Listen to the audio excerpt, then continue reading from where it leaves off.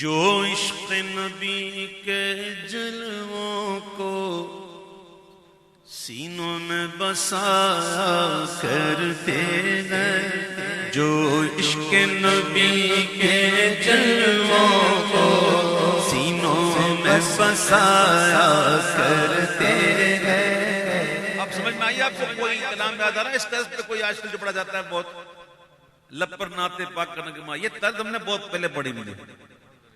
جی ہاں، جو عشق نبی کے جلووں کو سینوں میں بسایا کرتے ہیں، جو عشق نبی کے جلووں کو سینوں میں بسایا کرتے گئے، اللہ کی رحمت کے بادل ان لوگوں پہ سایہ کرتے گئے، اللہ کی رحمت کے بادل ان لوگوں پہ سایہ کرتے گئے، جو عشق نبی کے جلووں کو سینوں میں بسایا کرتے گئے۔ جب اپنے غلاموں کی آقا تقدیر جگایا کرتے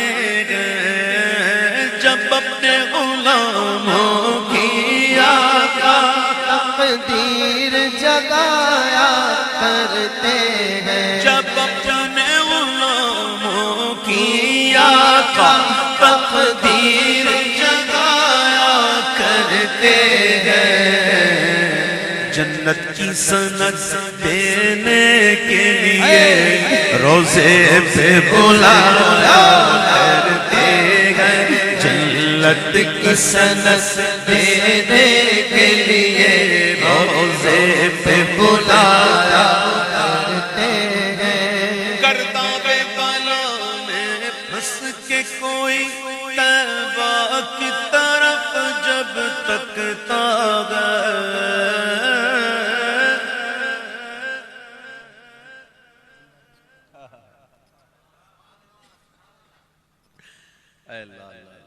کیا کمال کا ایک بلال بھائی جو ہے نا ہمارے ماشاءاللہ، یہ مجھے کہہ رہے ہیں کہ وہ جملہ ذرا دوبارہ کہہ دیں۔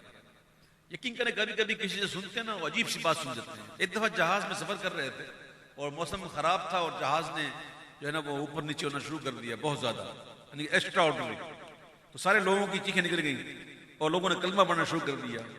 میری سیل آئل سیٹ تھی اور ایک چاچا بیٹھے تھے آئل سیٹ پہ، بیچ میں راستہ تھا اور ہم لوگ دوسری پڑھ رہے تھے اور ایک دوسرے دیکھ کے مسکرا رہے تھے کہ لوگوں کی حالت دیکھ کے دیکھو یار کہ ایسا وقت آ گیا کہ لوگوں کو کلمہ یاد آ گیا۔ تو خیر وہ مسکرانے والی بات تو نہیں تھی، تو چاچا نے مجھے دیکھا اور میں نے چاچا کو دیکھا، تو چاچا نے کہا کہ مرنا ہے تو کلمہ پڑھ، زندہ رہنا ہے تو درود پڑھ، مرنا ہے تو کلمہ پڑھ اور زندہ رہنا ہے تو درود پڑھ۔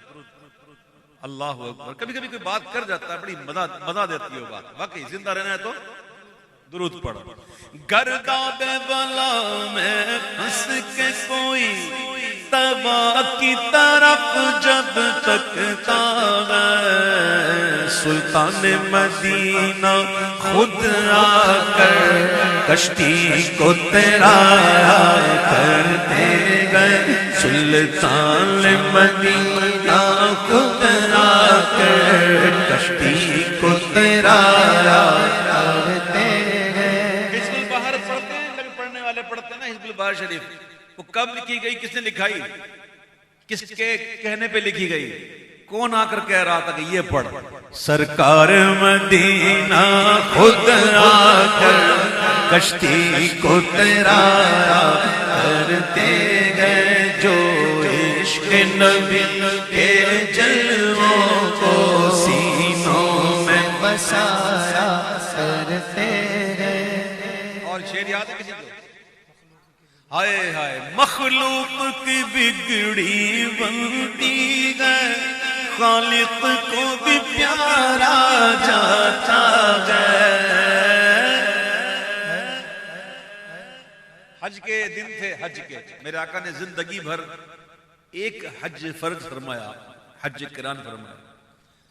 عرفات کا میدان تھا، حضور رو رو کے دعائیں کر رہے تھے اور اللہ سے مانگ رہے تھے اللہ میرے امت پر کرم فرما اور میری امت سے راضی ہو جا اور ان کی بخشش کر دے، اپنے حق معاف کر دے، جو حج کرے اس پر یہ کرم ہو جائے کہ اس کے ایسا کرم کر دے جو حج کر لے نا تو عرفات میں آئے نا تو تیرے سارے حق معاف ہو جائیں اور تیرے بندوں کے حق بھی معاف ہو جائیں۔ تو اللہ تعالیٰ نے عرفات کے میدان میں پہلی دعا اس کو اجابت بخشی، تو حضور پھر وہاں سے مزدلفہ تشریف لے گئے اور وہاں پھر حضور رو رو کے دعائیں کر رہے ہیں، یہاں تک کہ حضور نے یہ دعا جب مانگی تو حضور روتے روتے مسکرانے لگے، روتے روتے مسکرانے لگے۔ حضور کے صحابہ نے عرض کی حضور پہلے آپ گریہ فرما رہے تھے، اب آپ ہنس رہے ہیں، مسکرا رہے ہیں، بات کیا ہے؟ تو آپ نے فرمایا کہ میں نے عرفات میں حقوق اللہ کی معافی کا سوال کیا تھا، وہاں میری بات قبول ہوئی، اور یہاں میں حقوق العباد کی بات کر رہا تھا اور اللہ نے یہاں یہ بھی قبول کر لیا۔ تو پھر میں نے دیکھا شیطان جو ہے وہ اپنے سر پہ خاک ڈال رہا تھا اور اس کی حالت دیکھ کر مجھے ہنسی آ گئی۔ میرے آقا کے ہاتھ اٹھتے ہیں، مخلوق کی بگڑی بنتی ہے، خالق کو بھی پیارا جاتا ہے، جب بہرے دعا محبوب خدا ہاتھوں کو اٹھایا۔ جمعہ کا دن تھا، ایک اعرابی دوڑتا ہوا آیا، حضور منبر پہ جلوہ افروز تھے، ایک اعرابی دوڑتا ہوا، حضور کرم فرمائیں، حضور کرم فرمائیں۔ تو کیا ہوا؟ مویشی ہلاک ہو رہے ہیں، حضور پانی نہیں ہے، بارش نہیں ہو رہی۔ میرے آقا نے یہ نہیں کہا صحابی تم کر کیا رہے ہو، میرے پاس آ رہے ہو، شرک کر رہے ہو، میں تو کہا بارش، جاؤ کوئی نماز استسقاء پڑھ لو، جا کے کوئی کنواں کھودو، کوشش تو کرو، میرے پاس کیوں آئے ہو؟ حضور نے اپنے مبارک گورے گورے ہاتھ اٹھائے، گورے گورے ہاتھ جن کو سوئے آسماں پھیلا کے جل تھل بھر دی، صدقہ ان ہاتھوں کا پیارے ہم کو بھی درکار۔ جب حضور نے دعا کے لیے ہاتھ اٹھائے تو بادل آ گئے، اور بادل آ کر اتنے برسے کہ برس ہی رہے، رکتے ہی نہیں۔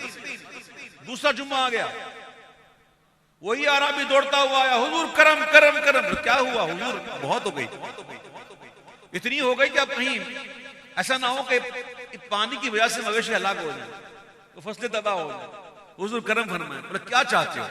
بولے حضور یہ چاہتا ہے کہ بس مدینے کے اندر نہ ہو، اطراف میں ہوتی رہے۔ صحابی کا عقیدہ تو دیکھو نا یار، کیا کیا مانگتے ہیں حضور سے۔ حضور ایسا کرم فرمائیں کہ مدینے کے اندر نہ ہو، اطراف میں ہوتی رہے۔